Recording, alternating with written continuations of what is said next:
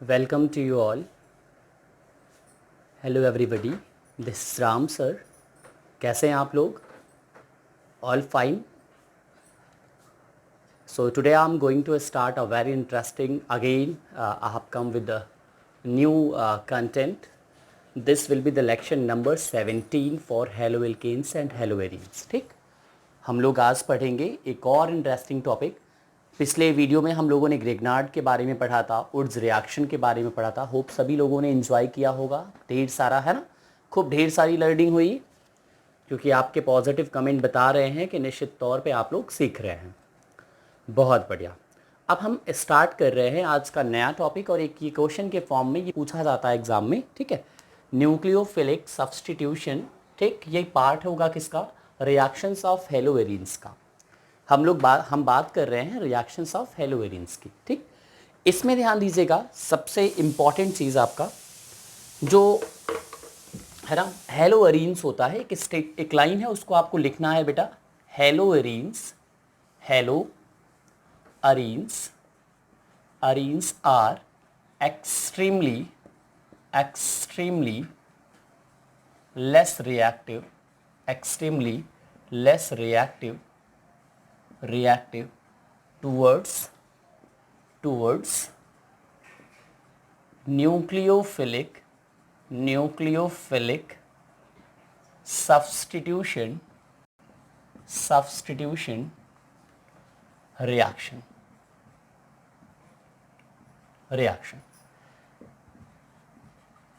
अब क्वेश्चन बनता है वाई. ठीक, मैंने क्या बताया, आपका जो हेलोएरीन्स है बेटा, वो एक्सट्रीमली लेस रिएक्टिव होता है टूवर्ड्स न्यूक्लियोफिलिक सब्सटीट्यूशन के लिए. ठीक है ना. अब ये क्यों लेस रिएक्टिव होता है? आपको एक एग्ज़ाम में 1 मार्क में आता है. ठीक है, 1 नंबर के लिए आता है, तो उसके लिए आप डायरेक्टली कोई भी 1 या 2 रीज़न आप इलस्ट्रेट कर सकते हैं. ठीक है, मैं आपको 4 रीज़न बताऊंगा, चारों में से जो भी कंफर्टेबल लगे, जो भी सूटेबल लगे, क्योंकि आपको 1 नंबर के लिए है ना, for 1 mark only 1 reason is enough. ठीक, उन चारों को हम एक एक करके देखते हैं. और ध्यान दो किसके रिस्पेक्ट में. अगर मैं रिस्पेक्ट की बात करूं बेटा, हेलोएरीन्स किसके रिस्पेक्ट में जो है ना, हेलोएरीन्स किसके रिस्पेक्ट में एक्सट्रीमली लेस रिएक्टिव होता है. ध्यान दीजिएगा, ये है हमारा RX. ठीक, RX मतलब आपका हो गया हेलो एल्केन, और हम बात करते हैं ARX, ये हो गया बेटा हेलोएरीन. ठीक, तो सबसे पहला रीज़न आपका है रीज़न नंबर 1. ठीक, रीज़न नंबर 1 की मैं बात करूं, रीज़न नंबर 1 क्या करता है? Due to partial double bond character due to partial double bond character between halogen and carbon atom of aromatic ring. Okay, which is because of resonance stabilization. ठीक, marker देना दूसरा. ठीक है, which is because of resonance stabilization. Marker बेटा थोड़ा सा light है, but ठीक है, भी लेते हैं. ठीक है, कैसे है इस रीज़न को भी समझिएगा. यहाँ पे मैं बात करूँ RX की, ARX और RX. ठीक, RX में आपको पता है जितने भी X होते हैं सबके पास क्या है, जितने भी X होते हैं बेटा सबके पास 3 लोन पेयर ऑफ इलेक्ट्रॉन होते हैं, है ना, जितने भी X होते हैं. ठीक, X क्या हो सकता है? फ्लोरीन हो सकता है, क्लोरीन हो सकता है, ब्रोमीन हो सकता है, आयोडीन हो सकता है. ठीक, तो सारे भी जितने भी हैलोजन होते हैं सबके पास 3 लोन पेयर ऑफ इलेक्ट्रॉन होते हैं. अब हम बात करते हैं RX की, तो जो एल्किल हैलाइड है यहाँ पे रेजोनेंस नहीं होता है. ठीक, इसके केस में क्या है, ध्यान दो, नो रेजोनेंस है. ठीक, इसको लिखना नहीं है, बस आपको समझाने के लिए लिखना ये है आपको. ठीक, अगर ये रेजोनेंस नहीं देगा तो no partial double bond, no formation of partial double bond, है कि नहीं, पार्शियल डबल बॉन्ड। ये चीज एल्काइल हैलाइड में नहीं पाई जाती, और जबकि बेटा एरोमेटिक हैलाइड में पाया जाता है। ठीक, एरोमेटिक हैलाइड में पाया जाता है। देखते हैं ये कैसे है। ठीक है, इसका रेजोनेंस स्ट्रक्चर हमें ड्रॉ करना पड़ेगा। तो हम लेते हैं हेलोअरीन, उसमें समझते हैं कैसे ऐसा हो रहा है। ठीक है, बस एक सेकेंड। चलिए, मैंने लिया यहां पे, ये है हमारा बेंजीन। ठीक, बेंजीन से बच्चों मैंने लगाया X। ठीक है, बिल्कुल, बेंजीन से मैंने X लगाया। ध्यान दीजिएगा, ठीक, कैसे होगा भाई रेजोनेंस स्टेबलाइजेशन? रेजोनेंस स्टेबलाइजेशन ध्यान दीजिएगा, ये यहां पे शिफ्ट होगा। ठीक, ये यहां पे शिफ्ट होगा। आपको पता है ना, लोन पेयर ऑफ इलेक्ट्रॉन क्या होते हैं? फ्री हेल्डेड होते हैं। ठीक, तो वो क्या होंगे? कॉन्जुगेशन में जाएंगे बेंजीन के साथ। बेटा कॉन्जुगेशन में जब जाएगा तो क्या हो जाएगा? यहां पे आपका ये रेजोनेंस का सिंबल है, ध्यान दीजिएगा आप। रेजोनेंस का अलग लेक्चर मैं लूंगा। ठीक है, अभी मैं रेजोनेंस, पर्सनली रेजोनेंस नहीं पढ़ा रहा हूं। ठीक है, कैसे होता है ये सारी कहानी मैं आपको बताऊंगा। अब एक सेकंड समझिएगा, कार्बन की यहां पे वैलेंसी कितनी है बोलो बेटा? यहां पे जो कार्बन एटम है इसकी वैलेंसी ऑलरेडी 4 है, और ये लोन पेयर क्या करेगा? एक एक्स्ट्रा बॉन्ड क्रिएट करेगा हैलोजन और कार्बन के बीच में, तो कोई ना कोई बॉन्ड ब्रेक होगा। भाई कार्बन के नॉट फॉर्म 5 वैलेंसी है ना, 5 बॉन्ड से तो जुड़ नहीं सकता। तो क्या होगा? ये जो पाई बॉन्ड है, जो कमजोर बॉन्ड है, वही टूटेगा। ये जब ब्रेक होगा, देखो बनेगा क्या, यहां पे आ रहा है नेगेटिव चार्ज, हैलोजन और इनके बीच में हो गया डबल बॉन्ड, और एक्स के ऊपर आ जाएगा पॉजिटिव चार्ज, और बेटा 2 लोन पेयर बचेंगे। ये पॉजिटिव चार्ज क्यों आया बोलो भाई? ये पॉजिटिव चार्ज क्यों आया? क्योंकि इसने एक लोन पेयर अपना डोनेट कर दिया, तो उस लोन पेयर की कमी हो गई, और वो कमी किससे इंडिकेट की जाती है? पॉजिटिव चार्ज से। ठीक, ये जब बॉन्ड इधर शिफ्ट किया होगा तो इस पे आया होगा प्लस चार्ज, इस कार्बन एटम पे, और यहां आया होगा माइनस। ये माइनस है, बट ये प्लस क्या किया? ये प्लस और ये लोन पेयर मिलकर के एक बॉन्ड बना लिए, तो यही प्लस यहां शिफ्ट हो गया उस कमी को दिखाने के लिए। ठीक, ये हो गया आपका, ये पहला रेजोनेंस हुआ। दूसरा रेजोनेंस, दूसरे स्ट्रक्चर की बात करें बेटा, ये इस साइड शिफ्ट होगा, तो यहां चार्ज कैसा जनरेट होगा? कई बार मैंने बताया है कि अपोजिट एंड पे पॉजिटिव चार्ज जनरेट होता है और यहां नेगेटिव होगा। ठीक, यहां जब पॉजिटिव अगर जनरेट होगा तो ये प्लस ये माइनस एडजेसेंट हो गए, एक नया बॉन्ड बनेगा। तो देखो अगला जो स्ट्रक्चर आपका बनेगा वो कुछ ऐसा होगा। ठीक, और यहां चार्ज आ जाएगा नेगेटिव, और ये बाकी एज इट इज लिखे जा रहे हैं। ठीक, एक्स के पास 2 लोन पेयर और एक पॉजिटिव चार्ज। ठीक, नेक्स्ट हम बात करते हैं बेटा, एक और आपका जो है बनेगा, बिल्कुल देखिएगा, ये भी आपका रेजोनेंस। एक सेकेंड, अब किस तरफ घूमेगा? अब जो घूमेगा ये बॉन्ड इस तरफ घूमेगा, अपोजिट। यहां नेगेटिव चार्ज, यहां पॉजिटिव चार्ज, यहां पॉजिटिव यहां नेगेटिव, ये पॉजिटिव ये नेगेटिव मिलकर के बॉन्ड बना लेगा। ठीक, यहां पे भी वही हाल है। अगर ये बॉन्ड नया वाला यहां बन रहा है तो ये आपका आ गया। ठीक, ये क्या आ गया बोलिए भाई? ये एक बॉन्ड तो पहले से ही है, और यहां आ जाएगा नेगेटिव चार्ज। ठीक, और ये हो जाएगा डबल बॉन्ड, एक्स हो जाएगा, और ये लोन पेयर हो जाएंगे। ठीक है बेटा, अब अगला आप बनाओगे तो पहला स्ट्रक्चर बन जाएगा। ठीक, तो हमने 4 रेजोनेटिंग स्ट्रक्चर बनते हैं, मैंने चारों आपको बना करके दिखा दिए। ठीक, आप इस रेजोनेंस से क्या पता चल रहा है कि जो कार्बन और हेलोजन के बीच में लगातार कौन सा बॉन्ड दिखाई दे रहा है? Partial double bond. पार्शियल क्यों बोला जा रहा है? क्योंकि ये रेजोनेंस क्या होता है, मिनटों में नंबर ऑफ टाइम्स हो जाते हैं, और नंबर ऑफ टाइम्स अगर इवन सेकेंडों में अगर ये नंबर ऑफ टाइम्स हो रहे हैं तो ये ऐसा आपको लगेगा हर समय कहीं ना कहीं डबल बॉन्ड है। ठीक, तो जिसकी वजह से क्या होगा? देखो न्यूक्लियोफिलिक सब्स्टिट्यूशन होगा क्या बेटा? ध्यान दो, अगर मैं बात करूं, ये है हमारा ARX और ये है हमारा, एक सेकेंड, ये है हमारा RX। ठीक, ये X जितनी आसानी से निकलेगा, जैसे मैं OH के रिस्पेक्ट में बात करूं, OH इसको सब्स्टिट्यूट करना चाह रहा है, यानी X जाए OH आए, वही यहां पे भी होना चाह रहा है। ठीक, तो ध्यान दो, X की ईजीनेस यानी easiness of breaking of X either from AR और from R will decide nucleophilic substitution reaction rate. Rate of nucleophilic substitution directly depends on rate of dissociation of X from AR or R.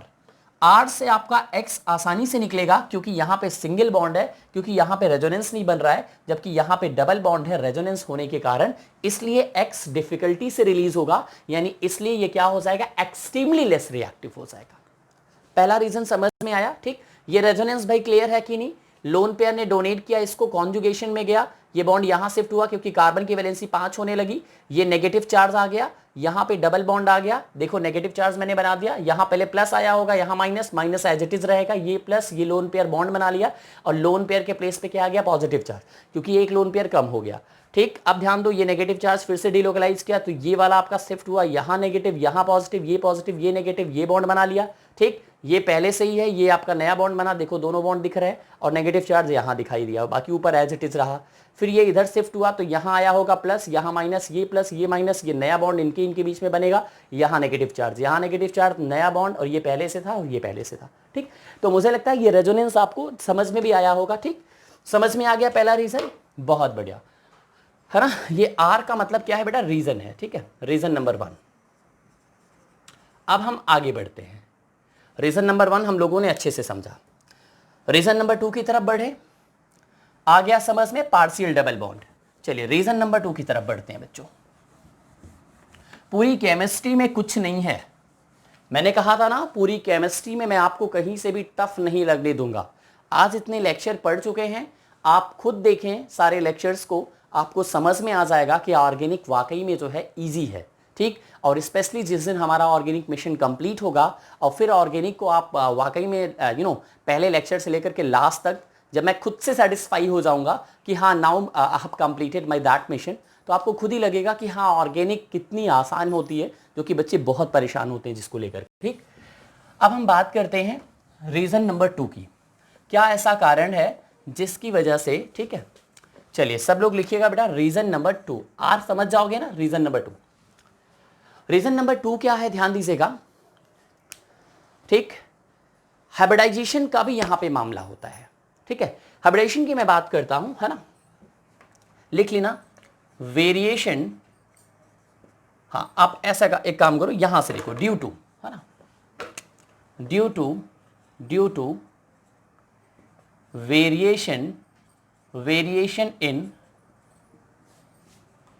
Hybridisation, due to variation in hybridization in ARX, ठीक। वो है क्या, that is sp2। ध्यान दो, मैं लेता हूं एक RX लेता हूं, एक ARX लेता हूं, एग्जाम्पल के फॉर्म में। RX की बात करता हूं, मैंने लिया CH3X लिया। ARX की बात करता हूं, मैंने लिया बेंजीन, और बेंजीन के साथ में मैंने लिया X, ठीक। ध्यान देना, इसकी जो बॉन्ड लेंथ होती है, वो 177 पिकोमीटर के आसपास होती है। इसकी जो बॉन्ड लेंथ होती है, ये 169 पिकोमीटर के आसपास होती है। आसपास का मतलब यही होती है, ठीक है। चलो, अब ये हुआ ऐसा क्यों, दोनों ही कार्बन CX ही है, ये भी CX ही है, ठीक है। ये एक्चुअली में बेटा किससे लगा हुआ है, आपने को पता होगा, ये कुछ ऐसा लगा हुआ है, यानी कार्बन से ही X लगा है, यहां पे भी कार्बन से ही X लगा हुआ है, ठीक। अब ध्यान दो, यहां पे क्या है, sp, अगर मैं बात करूं कौन सा हाइब्रिडेशन है, मैंने सिखाया है ना हाइब्रिडेशन निकालना, कितने सिग्मा बॉन्ड आ रहे हैं, एक यहां से मिलेगा, 3 हाइड्रोजन से मिल जाएगा, 4 सिग्मा, यानी एक S में गया, बाकी का 3 P में गया, तो आपका ओवरऑल निकल के आ गया sp3, ठीक। sp3 आपका आ गया यहां पे। इसकी हम बात करें, ये जो आपका कार्बन एटम है, ठीक, इसका हाइब्रिडेशन क्या है बोलो भाई, इसके हाइब्रिडेशन की मैं बात करूं तो देखो, ये 1 हो गया, ये 2 हो गया, ये 3, ठीक भाई, 1 सिग्मा, 2 सिग्मा, 3 सिग्मा, क्योंकि एक तो पाई हो गया, सिग्मा बॉन्ड 2 एटम के बीच में हमेशा एक ही होता है, तो यहां आ गया sp2। देखो sp3 में जो परसेंटेज ऑफ s करेक्टर है,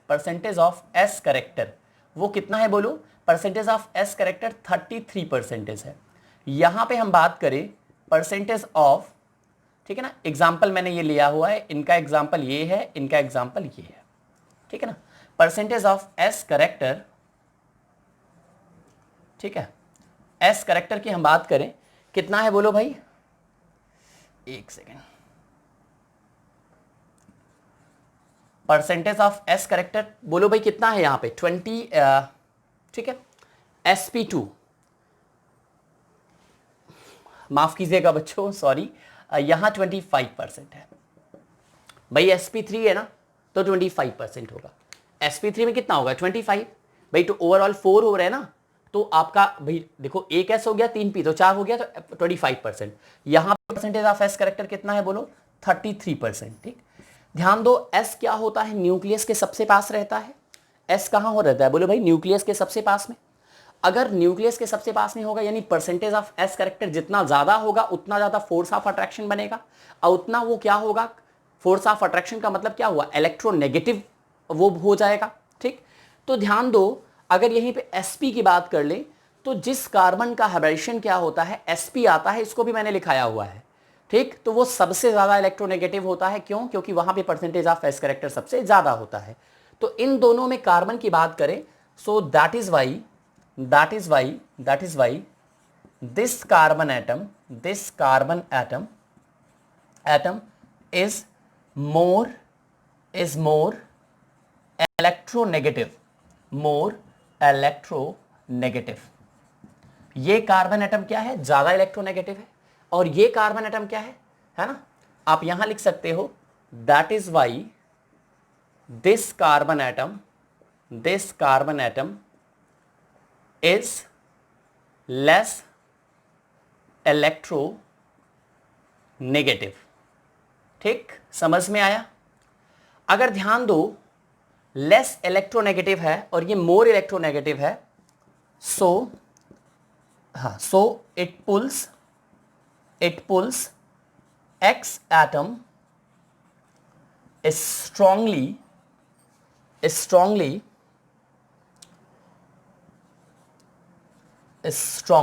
so it pulls x atom strongly, that is why dissociation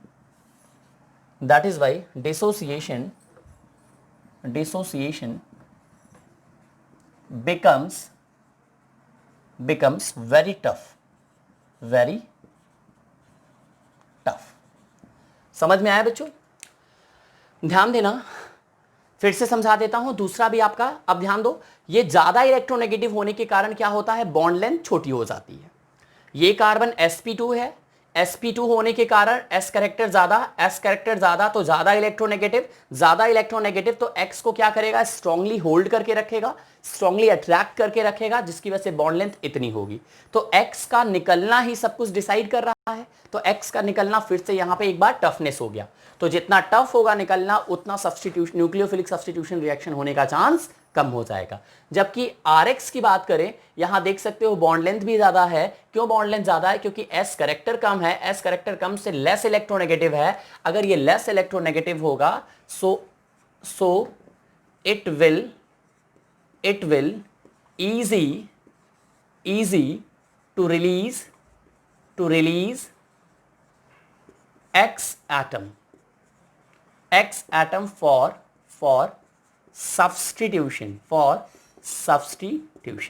please बेटा ये फ्लो चार्ट के फॉर्म में मैंने लिखवाया है, देखो ये चीज अलग है, ठीक है, हाँ ये चीज आपका अलग हो गया, ये मैंने फ्लो चार्ट के फॉर्म में लिखवाया है। होप सब लोग लिख सकते हो, क्लियर हो रहा है ना? ये नोट करना, ठीक है, ये नोट करो, इसका ये आपका इलस्ट्रेशन चला गया, इसका ये इलस्ट्रेशन आ गया, देखिएगा, ये आप नोट करो, ये नोट करो, इसका एक्सप्लेनेशन ये है, इसका एक्सप्लेनेशन बेटा ये आपका आ गया, थोड़ा सा टेढ़ा है, नोट कर लो, मुझे लगता है नोट हो जाएगा, ठीक है जी हाँ। यहां से नोट करना है, पहले इसके लिए यहां से नोट करते हुए ऐसे आओ, इसके लिए ये नोट करो, फिर आप लिखो sp3 हाइब्रिडेशन, s करेक्टर क्या हो गया, परसेंटेज ऑफ s करेक्टर 25, बिल्कुल परसेंटेज ऑफ s करेक्टर 25, फिर आप ये लिखो, फिर उसके बाद ये लिख दो, ठीक है, और ये तो आपका हाइब्रिडेशन हो गया। समझ में आया बच्चों? दूसरा रीजन भी मुझे लगता है आसान था ना, बहुत बढ़िया। तो सेकंड रीजन भी हम लोगों ने सीख लिया, हाइब्रिडाइजेशन sp2 होने के कारण कार्बन X को आसानी से रिलीज नहीं कर रहा है, जिसकी वजह से न्यूक्लियोफिलिक सब्स्टिट्यूशन रिएक्शन टफ हो जा रहा है। ठीक, अब हम बात करते हैं, देखो एक्सट्रीमली लेस रिएक्टिव बोला गया है, ऐसा नहीं है इसका मतलब वो करेगा ही नहीं, करेगा, बट उसको भी देखेंगे कैसे करेगा।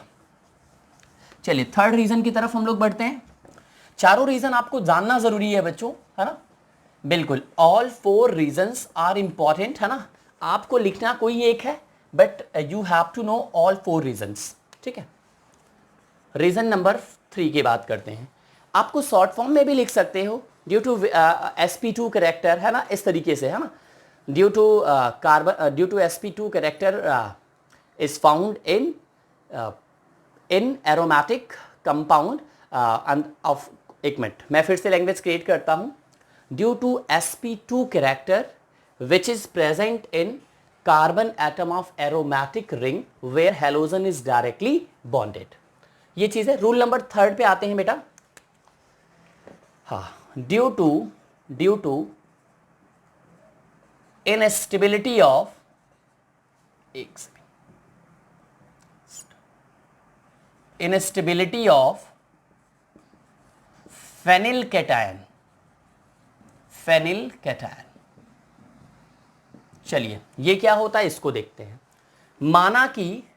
माना कि सेल्फ आयोनाइजेशन हुआ, क्या हुआ बोलो भाई, है ना, ड्यू टू, ठीक है, self ionization, due to self ionization it gives क्या देगा बोलो भाई, ये देगा फेनिल कैटायन प्लस क्या देगा, X माइनस, कुछ ऐसा देगा। क्या ये कैटायन रेजोनेंस स्टेबलाइज हो सकता है? नहीं हो सकता। ये कैटायन रेजोनेंस स्टेबलाइज नहीं हो सकता भाई। ये अलग किसी एटम से लगा होता तब तो इसके साथ में बॉन्डिंग होती, क्योंकि ऑलरेडी इसकी पूरी वैलेंसी क्या है, कंप्लीट है। तो ये इसका क्या होगा, है ना, दिस कैटायन, है ना, यहां पे आप लिखोगे this cation cannot resonance stabilize। बेटा ये जो कैटायन आपको नजर आ रहा है ये रेजोनेंस स्टेबलाइज नहीं हो सकता। और आपको पता है रेजोनेंस स्टेबलाइजेशन से ही कैटायन की स्टेबिलिटी बढ़ती है, और जितना स्टेबल कैटायन बनता है उतना ज़्यादा सब्स्टिट्यूशन रिएक्शन होने का चांस होता है। आपने पढ़ा होगा न्यूक्लियोफिलिक सब्स्टिट्यूशन रिएक्शन 2 होते हैं, एक SN1 एक SN2, है ना। तो कैटायन के ही ऊपर तो सारा खेल है ना। SN1 आप देखते हो ना, टर्सरी कार्बोकैटायन, जितना क्योंकि सबसे ज़्यादा स्टेबल है इसीलिए वहाँ से बनने वाला प्रोडक्ट क्या होता है, सबसे मेजर माना जाता है। इसीलिए ऑर्डर ऑफ रिएक्टिविटी भी टर्सरी को सबसे, टर्सरी फिर सेकेंडरी फिर प्राइमरी और फिर मेथिल को दिया जाता है किसमें, SN1 रिएक्शन में। तो बेटा ये जो कैटायन बनेगा, और जबकि वहां पे जो कैटायन बनेगा किसके केस में, एल्किल हैलाइड, वो स्टेबलाइज है ना, वो स्टेबलाइज है, ठीक है। वहां पे भाई इंडक्टिव इफेक्ट भी लगेगा, तो इसकी वजह से क्या होगा, इंडक्टिव इफेक्ट भी यहां पे नहीं लग रहा है, तो ये भी एक कारण है ना स्टेबलाइज होने हो पाने का, ठीक। हाइपर कॉन्जुगेशन भी वहां हो सकता है, वो भी यहां पे नहीं होगा। तो बहुत सारे फैक्टर एल्किल हैलाइड में क्या करते हैं, जब आपका RX होता है तो जो आपका RX से R+ बनता है, इस R+ को स्टेबलाइज करने के लिए आई इफेक्ट, हाइपर कॉन्जुगेशन सब मिल करके इस कैटायन को स्टेबल बनाते हैं, जिसकी वजह से सब्स्टिट्यूशन आसानी से हो जाता है। जबकि यहाँ पे फेनिल कैटायन किसी भी एंगल से स्टेबलाइज नहीं होता, इसलिए ये सब्स्टिट्यूशन रिएक्शन नहीं देता है। बस इतना आपका काफ़ी है ना। This cation can not be बेटा लिखना पड़ेगा, can not be resonance stabilized कर दो इसको, ठीक है ना, रेजोनेंस स्टेबलाइज्ड। अब आपका फिट है, ड्यू टू विच, है ना, due to which it does not take part in substitution reaction, है, या कह सकते हो it is extremely less reactive. ये कारण हो गया। रीजन नंबर 3 ये भी आसान था बेटा। रीजन नंबर 4 की तरफ बढ़े। भाई ये स्टेबलाइज नहीं होगा तो ऑब्वियसली एक्सट्रीमली लेस रिएक्टिव। देखो लेस लगा, उसके साथ साथ एक्सट्रीमली लग गया, मतलब सोचो बहुत ज्यादा, ठीक है। तो होता तो है ना, replacement of halogen by hydroxyl group होता है, लेकिन कैसे होता है वो मैं आपको भी बताऊंगा। चलिए ये हो गया। अब हम आगे बात करते हैं लास्ट रीजन नंबर 4 की। रीजन नंबर 4 आप लोग लिखिएगा। रीजन नंबर 4 क्या है, due to possible repulsion, due to possible repulsion, ठीक। पॉसिबल रिपल्सन के कारण भी, अब वो रिपल्सन क्या है, ठीक है। इसके भी कारण क्या होता है, न्यूक्लियोफिलिक सब्स्टिट्यूशन रिएक्शन नहीं हो पाता। कैसे होता है इसको भी देखिएगा। ये है हमारा X, ठीक, X के पास ऑलरेडी 3 लोन पेयर है, ये हमारा है RX। समझिएगा, न्यूक्लियोफाइल आ रहा है अटैक करने, यहां भी न्यूक्लियोफाइल आ रहा है अटैक करने। देखिएगा दोनों में X तो दोनों में कॉमन है, यहां भी कॉमन है, यहां भी कॉमन है, ठीक। लेकिन ये जो रिंग है ये पाई इलेक्ट्रॉन सिस्टम पाया जा रहा है कि नहीं भाई? एरोमेटिक सेक्सटेट इसका क्या है, कंप्लीट है। अगर ये एरोमेटिक सेक्सटेट इसका कंप्लीट है बच्चों, तो देख सकते हो आप लोग, कह सकते हो ये क्या है, ये जो रिंग है ये किसकी तरीके से बिहेव कर रहा है, ये इलेक्ट्रॉन रिच सेंटर की तरीके से बिहेव कर रहा है। ये जो जहां पे अटैक होने वाला है ये किसकी तरीके से बिहेव कर रहा है, इलेक्ट्रॉन रिच सेंटर की तरीके से बिहेव कर रहा है। जबकि यहां पे जब एक्स निकलेगा तो यहां पे जो प्लस आएगा ये किसकी तरीके से बिहेव करेगा, इलेक्ट्रॉन डेफिशिएंट सेंटर की तरीके से बिहेव करेगा। ये इलेक्ट्रॉन डेफिशिएंट सेंटर की तरीके से बिहेव करता है, जबकि ये इलेक्ट्रॉन रिच सेंटर की तरीके से बिहेव करता है। अब आपको पता है OH के पास माइनस चार्ज के साथ साथ 2 लोन पेयर ऑफ इलेक्ट्रॉन भी है। लोन पेयर इलेक्ट्रॉन तो भाई नेगेटिव चार्ज ही रखेगा। तो क्या होगा, एक इलेक्ट्रॉनिक रिपल्सन जनरेट होगा जब ये अटैक यहां करने आएगा। तो ड्यू टू रिपल्सन ये अटैक इतना आसान नहीं होगा, और जबकि यहां पे जब अटैक होगा ये आसानी से हो जाएगा। इसलिए यहां पे रिएक्शन प्रोसीड करेगी, जबकि यहां पे रिएक्शन क्या होगा, एक्सट्रीमली लेस हो जाएगी, है ना, एक्सट्रीमली लेस हो जाएगा, ठीक। तो ये 4 रीजन हैं, एक बार मैं रिपीट कर देता हूं, है ना। ड्यू टू sp2 कैरेक्टर, है ना, due to sp2 hybridization of carbon which is directly attached with halogen. Even सारी के सारी कार्बन का sp2 होता है। दूसरा रीजन क्या था, due to partial double bond, है ना, ये पहला था, और दूसरा रीजन हाइब्रिडेशन का हो गया। थर्ड मैंने क्या बढ़ाया था, इनस्टेबिलिटी ऑफ फेनिल कैटायन, और चौथा क्या है, ध्यान दो, ड्यू टू पॉसिबल रिपल्सन, है ना। तो ये हमने 4 रीजन आपको कराए। आशा करता हूं ये चारों रीजन आपको तैयार हो गए होंगे। इंपॉर्टेंट है, डोंट इग्नोर मत करिएगा, आसानी से आपको मैंने समझा दिया है। चलिए ठीक है, आप नोट कर लिया होगा। अब हम आगे बढ़ते हैं। आप लोग एक हेडिंग डाल दीजिए, रिप्लेसमेंट ऑफ, ठीक है, रिप्लेसमेंट। चलिए आप लोग हेडिंग डाल दीजिएगा, replacement of halogen group by hydroxyl, OH मतलब हाइड्रोक्सिल, है ना, हाइड्रोक्सिल ग्रुप। चलिए, replacement of halogen group by hydroxyl group, और इसको इंपॉर्टेंट कर लेना, कन्वर्जन में बड़ा हेल्प करता है ये, really it will help you out so lot in conversion. कैसे होगा, कैसे रिप्लेसमेंट होगा, देखते हैं। अलग अलग कंडीशन पे हम लोग देखेंगे। सबसे पहला, ये मैंने लिया है क्लोरोबेंजीन, ये एक हेलोबेंजीन है। मैंने लिया है, समझिएगा, एक्वस NaOH, ठीक। और ये जो टेम्परेचर होता है, जब ध्यान दो, इतनी सारी कंडीशन मिल करके अपोज कर रही हैं कि क्लोरीन यहां से निकलने ना पाए, तो एकमात्र सहारा है आपके पास, ठीक, टेम्परेचर का।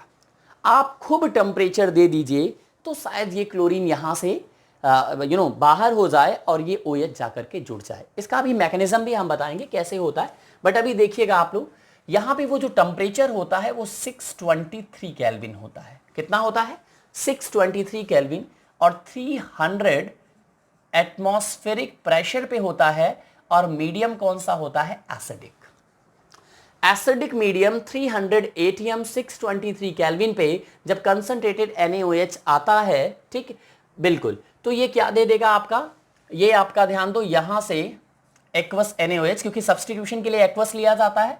एल्कोहलिक मैं बताऊंगा, एल्कोहलिक का भी काम क्या है और वो भी क्या है, ठीक है।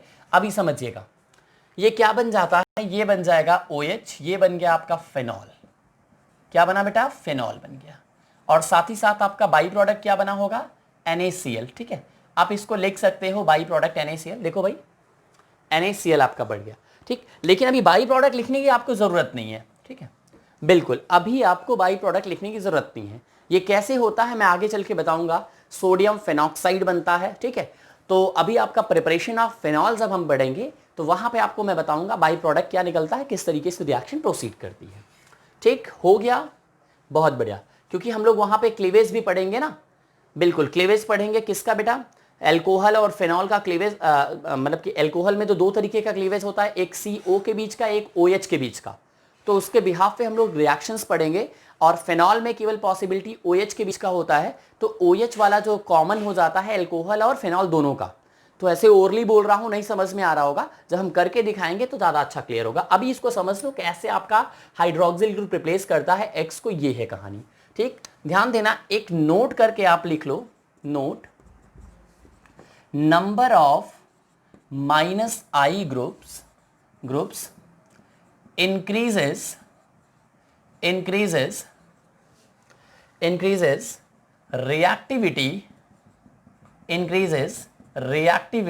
of number of -I groups increases reactivity of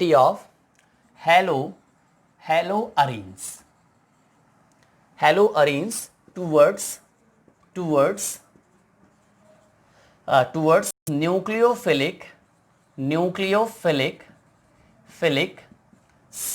nucleophilic substitution reaction. Number of -I groups increases reactivity of haloarenes towards nucleophilic substitution reaction. ठीक, ये बहुत इंपॉर्टेंट है। Okay, this is more pronounced when -I groups are at the ortho and para positions only, not at the Meta position. Please ये line लिख लेना, बड़े काम की ये लाइन है। ठीक, एक मिनट, पोजीशंस, गर्मी बहुत है बच्चों, थोड़ा सा देख लेना। ठीक है, पोजीशंस ओनली। ठीक है, अब सही है ना। Number of -I groups increases reactivity of haloarenes towards nucleophilic substitution reaction. This is more pronounced when -I groups are at the ortho and para positions only. इसको गैप कर दूं, ठीक है, positions। बिल्कुल, ग्रुप्स आप समझ रहे हो ना, ये आप पूरा लिख लेना। ठीक है, हम शॉर्ट फॉर्म लिख दिया है मैंने। ठीक है, क्लियर, इसका मतलब समझिएगा। ठीक है, -I ग्रुप हैलोअरीन्स की रिएक्टिविटी को बढ़ाता है। जितना ज्यादा -I ग्रुप होगा उतना ज्यादा हैलोअरीन क्या होगा, न्यूक्लियोफिलिक सब्स्टिट्यूशन रिएक्शन को दे सकता है। ठीक, क्यों, अब क्यों बढ़ाता है अभी हम बाद में बात करेंगे। और वो भी एक चीज और मैंने लिखा दिया, ये ज्यादा अच्छा कब काम करेगा, यानी आपका काम ही तब करेगा जब ये ऑर्थो और पैरा पोजीशन पे होगा। यानी जो -I ग्रुप इस रिंग पे लगेगा, ये ऑर्थो पैरा पोजीशन पे होगा तभी काम करेगा। अगर मेटा पे होगा तो कोई भी रिएक्टिविटी पे फर्क नहीं पड़ेगा। मैं रिपीट करता हूं, ये ऑर्थो पैरा पे -I ज्यादा, मतलब -I के बढ़ने से रिएक्टिविटी हैलोअरीन्स की न्यूक्लियोफिलिक सब्स्टिट्यूशन के लिए बढ़ती है। क्लियर हो गया। और ये तब बढ़ेगी जब ऑर्थो और पैरा पे होंगे, जबकि मेटा पे होगा तो बिल्कुल नहीं बढ़ेगी। रीजन क्या है भी मैं बताऊंगा। अभी ये दो चीज क्लियर करो। क्लियर हो गया, ये लाइन सब लोगों ने लिख लिया। एक करके देखते हैं, ध्यान दीजिएगा। मैं सबसे पहला आपको करके दिखाता हूं। ऑर्थो पैरा क्यों, अगर ये क्वेश्चन बने क्यों ऑर्थो पैरा, तो रीजन क्या है, ये जो हेलोजन है ना, ये जो हेलोजन आपको नजर आ रहा है, ये क्या है बोलिएगा, है ना, this is ortho and para directing groups. Group, ठीक, क्योंकि अकेला है तो ग्रुप हो जाएगा। ये याद रखिएगा, ये ऑर्थो और पैरा डायरेक्टिंग ग्रुप है, ये कारण है। अब बात आती है कि ऐसा क्या है कि ऑर्थो पैरा डायरेक्टिंग ग्रुप होने से मतलब कि कोई भी माइनस आई ग्रुप क्या होता है जब ऑर्थो पैरा पे आता है तो वो घटा देता है। अभी हम बताएंगे एक्सप्लेन करके, ठीक है। अभी इतना समझ लो आप लोग, हम आगे बढ़ते हैं, एक करके दिखा दें। क्लोरोबेंजीन लिया, मैंने क्या किया, NO2 एक लगा दिया, ठीक है, देखिएगा, बिल्कुल, चलो यहीं पे लगा दिया मैंने, क्या हो जाएगा भाई, ठीक, ये आपका लगा दिया, ठीक है। 2 आपका क्या कहते हैं, एक NO2 मैंने लगा दिया इस क्लोरोबेंजीन में। NO2 लगाने से क्या होगा, इसकी रिएक्टिविटी बढ़ी।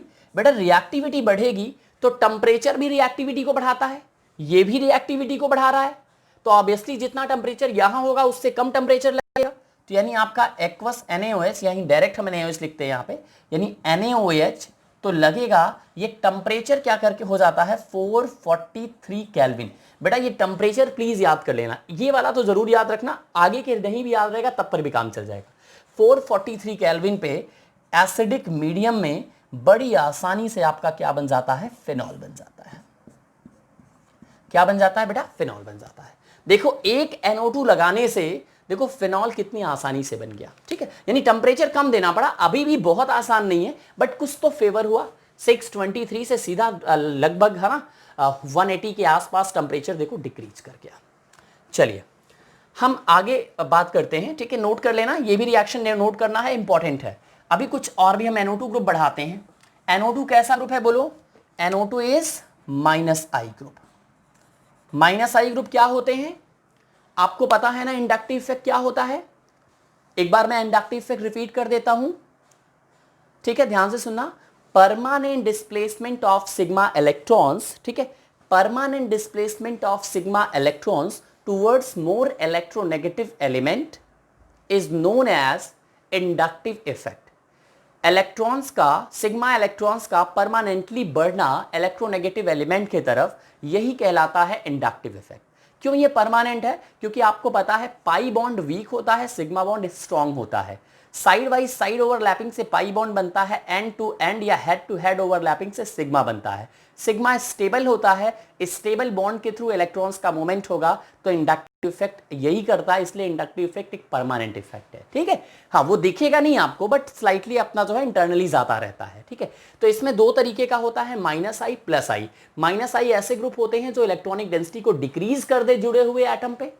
माइनस आई ग्रुप्स क्या होते हैं, इलेक्ट्रॉनिक डेंसिटी को डिक्रीज करते हैं अटैच्ड एटम पे, जबकि प्लस आई ग्रुप क्या होते हैं, इलेक्ट्रॉनिक डेंसिटी को अटैच्ड एटम पे इंक्रीज करते हैं।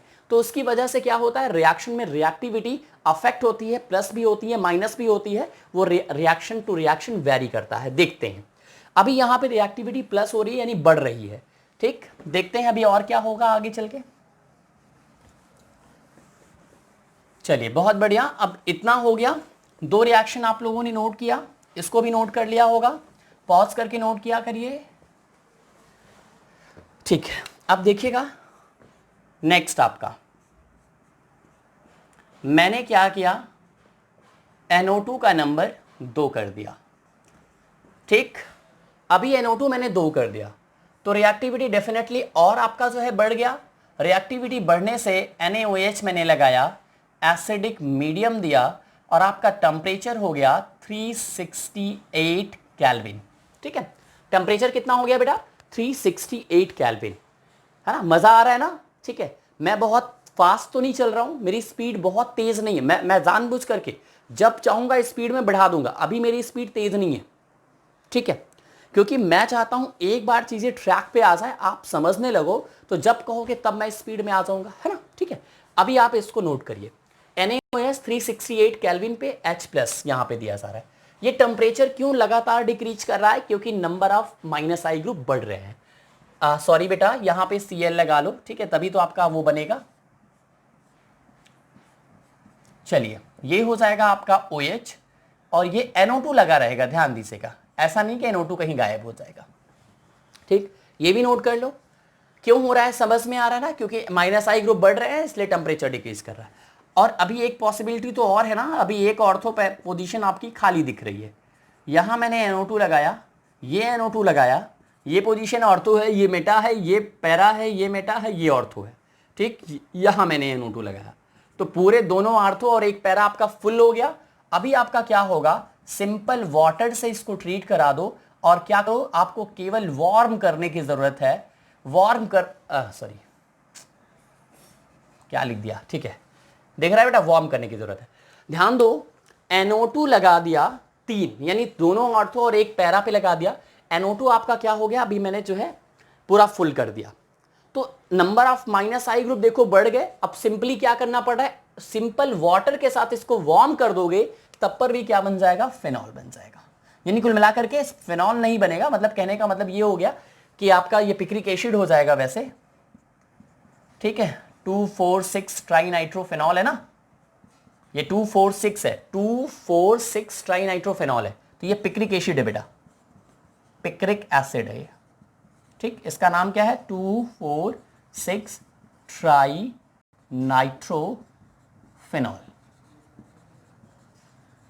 चलिए, बन गया। H2O से आपने वार्म कर दिया, ये आपका पूरा पूरा बन गया, ठीक है। तो समझ में आया, तब आपने -I ग्रुप बढ़ाया, धीरे धीरे क्या हुआ, टेम्परेचर डिक्रीज किया, हम मतलब डिक्रीज होता गया ऑटोमेटिकली। लास्ट में जब आपने -I ग्रुप 3 लिया, तो सिंपली H2O के साथ वार्म करने पे भी क्या हो रहा है, हैलोजन ग्रुप रिप्लेस हो जा रहा है हाइड्रोक्सिल ग्रुप के द्वारा, ठीक। तो ये आपका हो गया बच्चों, बड़े आसानी से हम लोगों ने रिप्लेसमेंट ऑफ ग्रुप पढ़ा, ठीक है। इसकी मैकेनिज्म देख लेते हैं, ठीक है, नोट हो गया है ना। मैकेनिज्म देखते हैं और ये भी हम देखेंगे कि क्यों जो है ना, मैकेनिज्म देखेंगे और फिर ये भी हम लोग को देखना ज़रूरी है कि क्या ऐसा रीज़न है कि ये अफेक्ट नहीं होता। समझ पा रहे हैं आप लोग, ठीक है। हाँ, मतलब जब मेटा पोजीशन पे होता है तो क्या रीज़न बनता है कि ये अफेक्ट नहीं होता। तो इन सब चीज़ों को लेकर के हम नए वीडियो में आएंगे और वहाँ से चीज़ों को हम कंटिन्यू करेंगे, ठीक। और तब तक के लिए अभी इन वीडियो को आप जो और पुराने वीडियोज़ हैं उनको देखते रहिए, ठीक। और वहाँ पे कोई डाउट है, कोई दिक्कत है तो कमेंट बॉक्स में आप जो है अपना वो भी लिख सकते हैं। डेफिनेटली मैं प्रयास करूँगा उसको सॉल्व आपको जो है रिप्लाई करने का, ठीक है, वीडियो के ही माध्यम से। So thank you very much dear children, your support is ultimately because सब कुछ आप तक ही आता है। आपका जुड़े रहना, आपका ग्रोथ होना, यही मेरा लक्ष्य है। Just my aim, I want to give a qualityful education to all the needy learners. First of all, I'm working on organic mission. Organic mission को 0 से लेकर के टॉप पर जाना है। आप बने रहिए, आपको बहुत अच्छा जो है रिस्पांस भी मिलेगा और जो चीज़ जो उम्मीद के साथ हमारे साथ जुड़े हुए हैं डेफिनेटली वो फुलफिल होगा। Thank you very much, will meet you in the next video.